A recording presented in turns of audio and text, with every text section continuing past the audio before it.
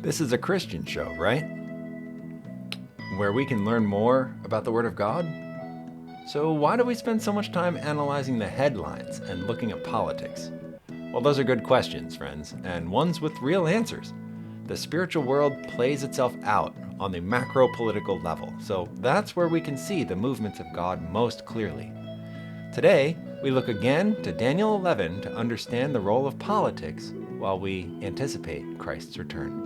Welcome to the show. Hello, friends. Welcome back. Happy Thursday if you're watching this as it's broadcast in real time. We are going to continue our discussion about the return of Jesus Christ. We've talked about the signs of his coming, what the Bible says it will be like at his coming. We've talked about salvation to make sure we're on the right side of things when he comes.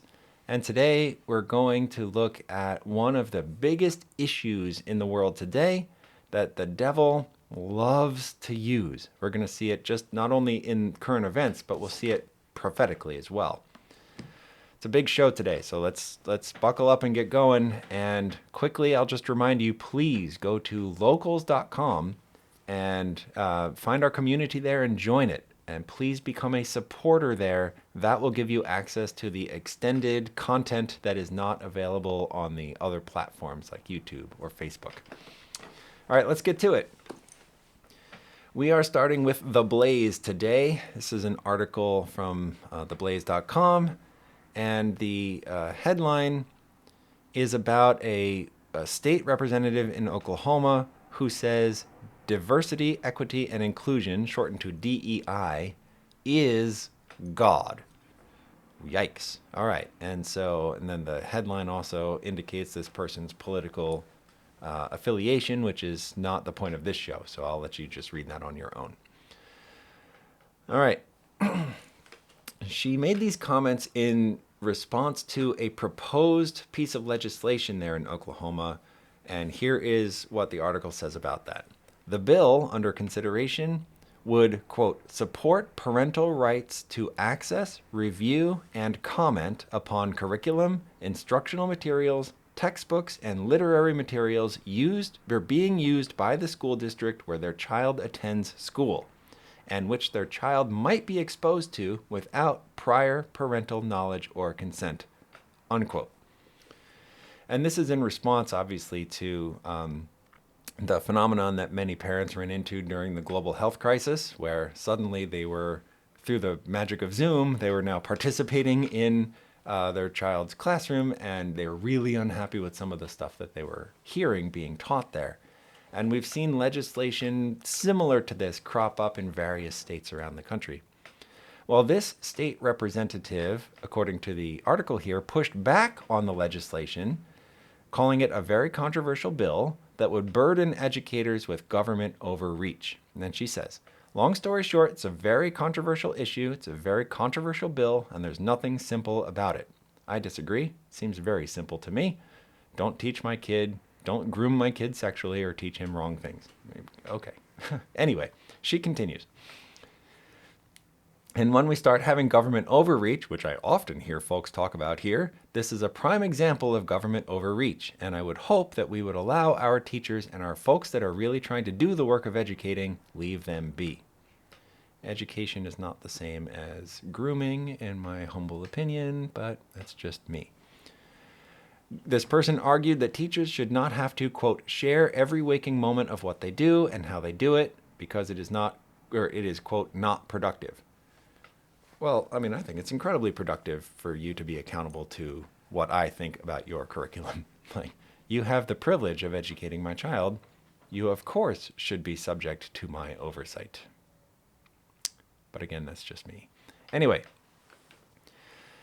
And then the state representative compared these DEI initiatives to God and called for silencing those against the agenda. She says, that's very disturbing, to say the least, when we have, again, a state superintendent who does not want to have anything to do with diversity, equity, and inclusion, she said. DEI is a deity. And I wasn't sure if that was like a play on words. DEI kind of sounds like deity, so maybe that was intentional, I'm not sure. DEI is a deity. Diversity, equity, and inclusion is God. And then, of course, she gets like in a lot of trouble for that. The internet at large did not like that comment, and so she was facing some heat. But the point of this article is to show us how rampant idolatry really is in our society right now. She quite literally says this idea that's not even a tangible thing is God. And of course, because God himself is not tangible unless you go to the person of Jesus, who was quite tangible, but the world doesn't like that. Even when they talk about God, they don't usually use the word Jesus. He's too specific, and most people like to just take their own ideas and launch them onto the idea of God. In any case, the 10 Commandments, you remember those? They're in Exodus chapter 20. They're repeated, not exactly word for word, but idea for idea, repeated in Deuteronomy chapter 5. The very first one, which Jesus himself summarizes as, "You shall love the Lord your God with all your heart, mind, and soul." That very first commandment says, "I am the Lord your God, who brought you out of the land of Egypt, out of the house of bondage. You shall have no other gods before me." And the first commandment there, I mean, the prelude of it is God introducing himself and why they should care about him. And then the commandment itself is, don't have any other gods. Have no gods before me. I'm it. And we can understand that literally, like, do not worship Baal and God at the same time. Do not worship Molech and God at the same time. Do not worship Diana for a New Testament God, right? Do not worship any God and the God of the Bible at the same time, because that's against the rules. But we can understand it more kind of broadly too, because we can turn anything into a God, which is what this state representative did. She has turned an idea set into God. And God says, no, don't do that either. Have nothing before me. I'm the real God. Your ideas are not. Okay? And so this has been on God's heart since the days of the book of Exodus. So it's like 3,500 years now that God has been saying, this is the single most important thing that you need to remember as human beings. I am God. Put nothing else in my place. Whew. When we go to the book of 2 Thessalonians in the New Testament, chapter 2, we read about someone called the son of perdition, or the man of sin. And broadly, this son of perdition is equivalent to the little horn of Daniel chapter 7. So if you really want to learn about that, you can go backwards in time to our episode called God's Rottweiler and learn all about that. Maybe we'll even have some sort of extended content in the locals community about that as well. But broadly, this man of sin, the problem that this man of sin brings into the theological realm here is in verse 4, 2 Thessalonians chapter 2, verse 4. This man of sin opposes and exalts himself above all that is called God or that is worshipped, so that he sits as God in the temple of God, showing himself that he is God. Wow. And so it's we see that. That's the same problem that we're running into here on theblaze.com from Oklahoma. She's saying something other than God is God. And that's the entire essence of the man of sin, the son of perdition. And we understand that this son of perdition will be destroyed by the brightness of the coming of Jesus. And so you don't want to be found living according to the ideas of the man of sin on that great day, because those ideas will burn up at the brightness of Christ's coming. We see the same idea in the book of Revelation, chapter 13. The mark of the beast is predicated on this idea that something that's not God is walking around claiming to be God. In Revelation 13, verse 18, that's where we see that number. His number is 666. And although there are a number of ways to understand that number, and again, go to God's Rottweiler if you want want some of those ways. Broadly, we can understand that 666 is just falling short of 777. And so that would be like the perfect divine number. 7 is the number of completion. 3 is representative of God. It's a number of the Trinity, for example, but 3 and 7 are both divine numbers of wholeness. And so when you have 3 sevens, it's like the ultimate representation of God in his power. 6, by contrast, is the number of man. Actually said it right there in Revelation 13, but we can get that from Genesis 1 as well. Mankind was made on the 6th day of creation. The ancient Babylon was all about the number 6, which is the elevation. Babylon was about the elevation of mankind's ideas into the divine realm. Nebuchadnezzar himself, the king, thought that he was God on earth until the real God showed him otherwise.